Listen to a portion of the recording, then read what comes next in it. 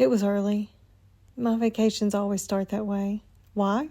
Because there's so many things to see and no time to waste. We were in Boston. My family indulged me by waking up a bit earlier than normal so we could fit the Freedom Trail sites in our agenda. You see, my vacations are packed to the brim with all the things that we need to see. I even have a backup plan to the plan. So I grabbed the map of the city and off we went. First stop, the Embrace, followed by the Massachusetts State House, and away we go. As we stood in front of Paul Revere's house, we were ready for a break, but by now it was almost 30-minute walk back to the hotel. So we all voted Uber. 2 minutes later, Armand shows up in his little black car, and our 60-second conversation changed my whole perspective. He leans across the passenger side door to open it and welcome us in. He greets us with a smile. His car was warm and inviting. He had lovely music playing in the background. You could tell he had taken extra steps to make the experience pleasant. He would sing along, stop for people to cross the road, wait his turn to switch lanes, and ask us how our day was going. "So how do you like Boston?" he inquires. "Oh, it's everything I imagined it to be," I respond. We exchanged a few pleasantries, and I learned he's from Albania, to which I asked, "How long have you lived in Boston?" 14 years, he says proudly. I continue, "Well, how do you like it here?" "Oh, it's a great city, very safe, very little crime. It's clean, not too big, not too small." You see, I'm from a city with a population of 70,000, so to me, a population of 650,000, it's a big city. And I'd been warned about the dangers of visiting a big city. Don't be out after dark. Don't carry your wallet. Don't carry cash. So how can two people have such different views of the same city? I don't know this man's background, nor does he know mine, but I couldn't help but wondering what his life was like to have such a different perspective of the same city. I found myself pondering what his childhood was like. Did he still have family there? Was it hard to leave? My ignorance prompted me to research more on the city of Boston and come to find out it generally is determined to be a safe city, ranking 13 in safety. Home to Harvard, MIT, the Celtics, the Red Sox, the historic downtown, and over 900 parks. No wonder he loves it here. Charles Swindoll said once, "Perspective adds a breath of fresh air to the otherwise suffocating demands of life."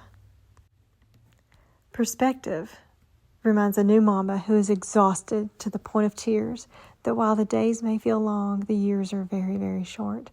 One day you won't realize you've given your baby his last bottle until it was his last.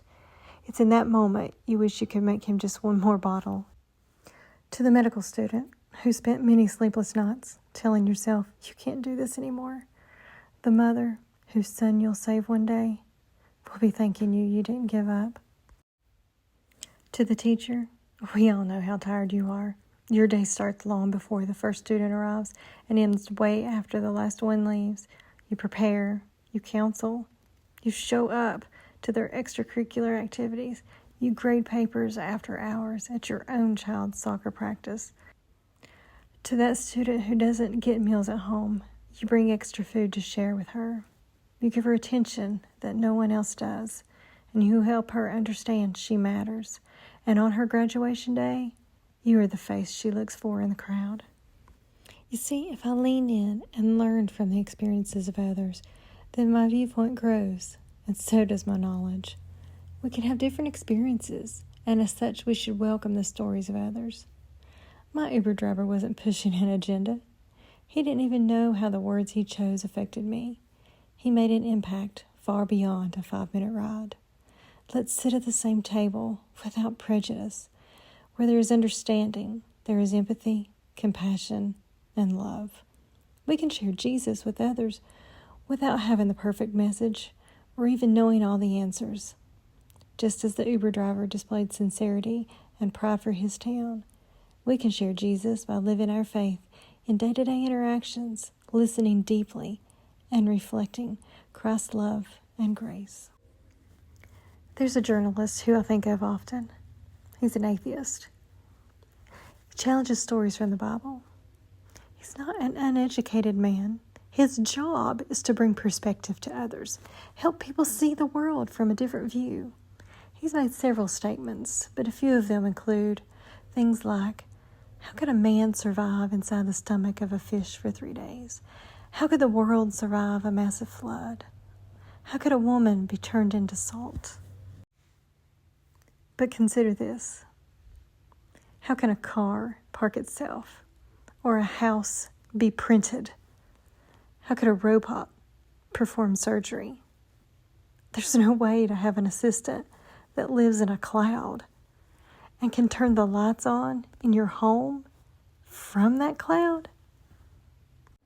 You see, without perspective, we have an uneducated, one-sided view of the world. There's historic events and technological advancements happening right now that would be hard to understand if we didn't actually live during the time they occurred. So friends, tell your story. Help others see a different view. Share your experiences. My Uber driver simply took a minute to engage in simple conversation with me, and unknowingly, 30 short seconds opened my eyes to a city I hadn't yet seen. Share journeys, and you'll change perspectives. Share Jesus, and you'll change lives.